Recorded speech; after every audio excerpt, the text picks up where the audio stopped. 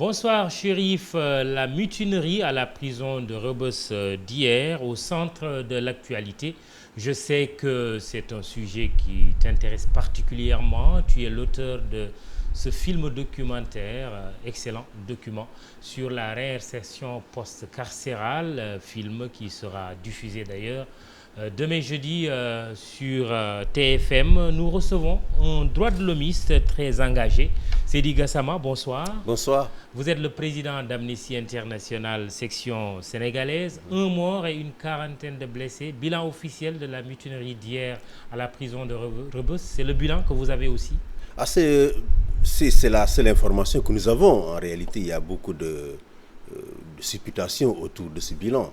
Mais comme nous-mêmes, nous avons dépêché hier un médecin à l'hôpital principal pour prendre les informations. Malheureusement, ce médecin a été empêché d'accéder aux sources hospitalières. Donc, à ce jour, nous ne pouvons que nous fier aux sources de la DAP, à savoir qu'il y a une personne décédée et 41 blessés, aussi bien du côté des forces de sécurité que des détenus. C'est un bilan extrêmement lourd. Oui, les 3 morts dont on a parlé, ce n'est pas une information fiable.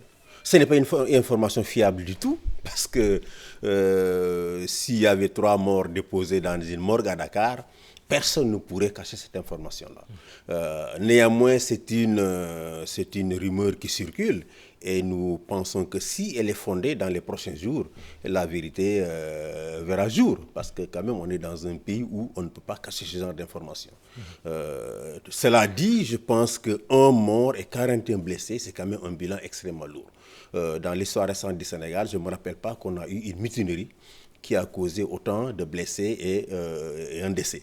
Donc c'est une situation qui nous préoccupe, d'autant plus que les autorités ont vu venir. Ils n'ont pas pris... non, mais absolument, ils ont vu venir.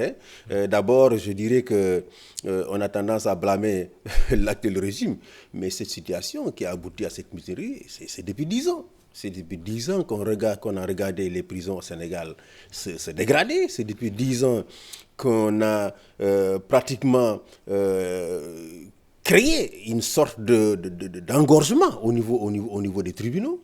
Les détenus sont obligés de rester de très longues périodes en détention préventive sans être jugés parce que l'État n'a pas recruté suffisamment de magistrats. On a fait une réforme, on a créé des tribunaux d'instance, des grande d'instance, des chambres criminelles, des chambres correctionnelles.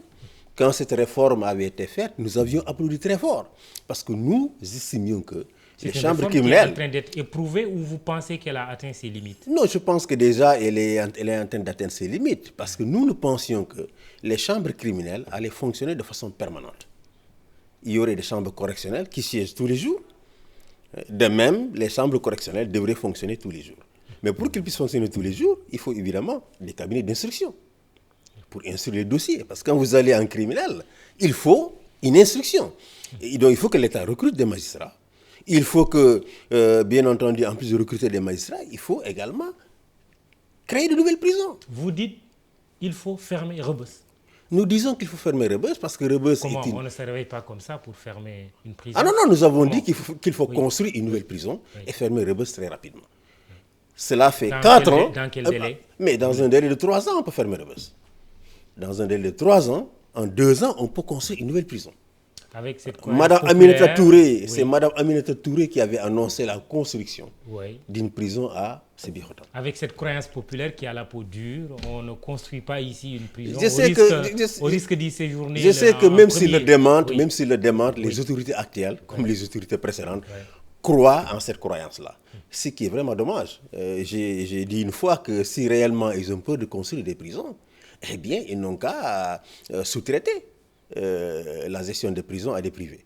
Il y a des pays dans le monde où les prisons sont construites par les privés, gérées par les privés, et les gèrent des détenus pour le compte de l'État qui paye. Donc si cette croyance est aussi ancrée et que les gens ont peur, ou en tout cas que leur entourage, parce que malheureusement, ce n'est pas toujours le chef qui a peur, mais c'est l'entourage qui dit non, ne fais pas. Si réellement cette croyance est aussi tenace, ben qu'on n'a qu'à demander aux privés de construire les prisons. Ou qu'on demande aux ONG. On donne de l'argent aux ONG qui vont construire les prisons pour l'État et les gérer pour l'État. Il y a des organisations privées qui peuvent parfaitement le faire. En tout état de cause, Mme Aminata Touré avait annoncé la construction de cette prison. Et je sais aujourd'hui qu'au niveau de la communauté internationale, au niveau des bailleurs de fonds, de l'argent pour s'occuper des détenus, il y en a. Si réellement les droits humains faisaient partie du PSE, ils auraient trouvé des ressources très rapidement pour construire cette prison. Mais ils ne veulent pas le financer par la coopération internationale. Ils veulent proposer en privé d'acheter Rebeuss, de leur permettre de garder les détenus à Rebeuss pendant 2 ans ou 3 ans. 7 milliards. Voilà, le temps qu'ils finissent de construire. Avancé. Oui. Oui, mais Seydi Gassama, est-ce que ça veut dire que vous, organisation de défense des droits de l'homme, vous n'avez pas été associé en amont à la réforme de la justice? Ah non, on n'a pas été associé du tout. Et cela, ce n'est pas faute d'avoir demandé. Tous les grands chantiers de réforme qui ont lieu dans ce pays, nous avons généralement écrit pour demander à être associés. Que ce soit la réforme du code pénal, du code de procédure pénale, la réforme du code de justice militaire, nous avons tout le temps écrit aux autorités pour demander d'être associés. Mais nous n'avons jamais été associés en réalité. Parce que malheureusement, vous savez, la superstructure qu'il y a autour de l'État pense que les ONG, c'est des fauteurs de troubles. S'ils viennent, ils vont vouloir aller aussi loin que possible. Mbandia a l'habitude de dire que nous sommes les partisans de tout ou rien. Nous voulons tout avoir. Mais oui, c'est ça notre rôle, nous sommes des idéalistes. Nous voulons que l'État aille jusqu'au bout dans la protection des droits des citoyens. Et comment allier cela, la célérité de la justice qui doit quand même punir ceux qui sont mis en marge de la loi et cette nécessité de protéger les droits aussi des détenus, parce qu'un prisonnier a des droits. Absolument. Comment ça? Moi, je pense que c'est une question de moyens. Vous savez, on en a débattu ce matin dans un séminaire. Et ce n'est pas seulement le Sénégal, c'est dans tous les États africains. Et les ministères de la justice sont les parents pauvres du budget de l'État. Les budgets qui sont alloués au ministère de la Justice en Afrique, c'est des budgets dérisoires qui ne permettent pas à ces ministères-là d'assurer leur vocation d'administrer une justice, n'est-ce pas, sereine, une justice, disons, qui fonctionne de façon optimale. Il n'y a pas simplement des moyens pour le faire. Et il faut que les citoyens sénégalais soient conscients qu'une bonne administration de la justice est extrêmement importante pour la démocratie, mais aussi pour l'économie du pays. Justement, revenons quand même aux incidents d'hier, avec un mort, plusieurs dizaines de blessés. On apprend aujourd'hui qu'il y a une grève de la faim observée par les détenus. Quelle solution de sortie de crise vous voyez là? Alors la solution immédiate, parce que la principale revendication des détenus, ce n'est même pas les conditions de détention et les surpeuplements. La principale revendication à Dakar, à Thiès, partout au Sénégal, c'est les longues détentions. Je crois qu'aujourd'hui, le discours que l'État devrait tenir aux détenus, c'est de dire on va mettre en place les moyens. Jugez-nous ou libérez-nous, voilà. C'est ce qu'il dit. Voilà, c'est ça.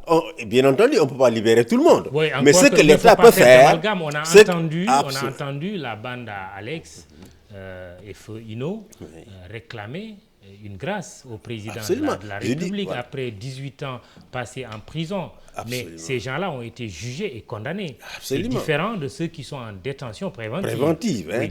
Voilà. La grâce, c'est un pouvoir discrétionnaire que la Constitution donne au chef de l'État, même si c'est encadré. Je crois qu'elle appartient au chef de l'État, sur la base des rapports qu'il reçoit de l'administration pénitentiaire, de juger si ces gens se sont suffisamment amendés pour pouvoir réintégrer la société et être des citoyens exemplaires. En tout état de cause, face à la revendication actuelle qui porte sur les longues détentions, le discours que nous voulons entendre du ministre de la Justice, c'est de dire aux détenus de Rebeuss, d'ici le mois de décembre, en octobre, en novembre, en décembre, nous allons mettre en place les moyens pour tenir au moins 2 sessions de la chambre criminelle. Cela devrait permettre de juger le maximum de personnes et je suis sûr qu'un tel discours rassurerait les détenus et permettrait de calmer la situation. Ce n'est pas les GMI ou les EIGN déployés à Rebeuss qui vont faire tomber la tension. C'est le discours qu'on va tenir à ces personnes-là. C'est vraiment les réponses qu'on va apporter à ces revendications fondamentales, qui est une revendication légitime. Légitime. C'est cette réponse qui va permettre de calmer la situation. Très bien. On va commenter avec vous une autre question d'actualité, les menaces de poursuites judiciaires contre les auteurs de diffusion de fausses nouvelles, menaces faites par le Premier ministre John lors de sa conférence de presse hier. Comment vous réagissez à cette déclaration? Je suis extrêmement déçu par cette déclaration. Sur les contrats de pétrole. Vous savez, un Premier ministre ne peut pas à chaque fois tenir ce genre de discours, de menaces contre des citoyens. Ça ne peut pas passer dans un pays comme le Sénégal. Ce que je veux dire, si un citoyen se sent diffamé, il peut porter plainte. Si Alioune Sall ou un ministre quelconque se sent diffamé, en tant qu'individu, il peut porter plainte. Mais que l'État du Sénégal dise, si vous diffusez de fausses informations contre l'État, on va sortir le gros bâton. Oui, mais sauf que cela existe dans notre législation. Oui, mais vous savez, ces législations sont totalement obsolètes. Elles sont aujourd'hui en déphasage avec les libertés fondamentales. Dans une démocratie, lorsqu'il y a un débat pluriel dans une démocratie, les gens peuvent se tromper de bonne ou de mauvaise foi. Mais si à chaque fois que quelqu'un s'est trompé ou de bonne ou de mauvaise foi, on sort le gros bâton, on le met en prison, il n'y a plus de démocratie. Il faut que les gens sachent raison garder. Ce n'est pas parce que vous avez le pouvoir que ce pouvoir va vous monter sur la tête et que vous pensez que le bâton qu'on vous a donné, vous devez taper sur les gens à chaque fois qu'ils commettent de petits dérapages. Non, un État ne fonctionne pas comme ça. Je demande au président de la République, encore une fois, de savoir que le respect, on ne l'obtient pas par la menace, par le bâton. Le respect, Mandela n'a jamais mis personne en prison pour mériter ce qu'il a. Il n'a pas mis personne en prison. Tout le monde n'est pas Mandela aussi. Ah oui. Ce que je lui demande, c'est que les Sénégalais le respecteront sur la base de son comportement, de l'éthique, de son éthique de gouvernement, des réalisations qu'il va faire pour la population sénégalaise. C'est tout cela qui va faire qu'on va le réélire. C'est tout cela qui va faire qu'on va le respecter. Ce n'est pas en envoyant des gens systématiquement en prison qu'il va régler cette question. L'opposition autour du front Manko Wattu Sénégal va marcher le 14, qu'il pleuve ou qu'il neige, autorisation ou pas, ce sont leurs termes. Comment vous appréciez aussi les déclarations des leaders de l'opposition? Je trouve qu'il n'y a aucune raison pour qu'on interdise cette manifestation. L'expérience nous a montré, pendant au moins les 30 dernières années, que chaque fois qu'une manifestation de l'opposition est autorisée et encadrée, elle se passe très bien. Donc l'État, le préfet de Dakar, à qui je lance un appel, n'a aucune raison d'interdire cette manifestation. Il faut également que ceux qui organisent les manifestations sachent que ça s'accompagne de responsabilités. Il faut qu'ils parlent à leurs militants, que les provocations, les casses, que tout cela également, qu'ils puissent éduquer leurs militants, qu'ils puissent les sensibiliser pour leur dire nous avons le droit de manifester, mais nous avons également le droit de préserver les biens des citoyens. Au-delà de ça, c'est cette radicalisation de part et d'autre, dans un contexte de dialogue national. C'est assez paradoxal. Absolument, mais il faut bien que le dialogue continue. Il faut que le dialogue continue. Je pense que le dialogue a été pollué par cette histoire de nationalité. Un dialogue politique, c'est un processus permanent. Ce n'est pas une après-midi au Palais de la République et quelques sessions au ministère de l'Intérieur. Ça doit être un dialogue permanent. Si on ne dialogue pas de façon permanente, bien entendu, les gens ils prennent la rue. Mais tant que les gens n'utilisent pas la violence, on doit leur permettre d'exercer leurs droits. Et à ce jour, je ne pense pas avoir entendu dans une quelconque déclaration de l'opposition une menace d'utiliser la violence. Non. Merci, Seydi Gassama, président d'Amnesty International Sénégal. C'était notre invité ce soir, Chérif. C'est tout. Merci. Excellente soirée.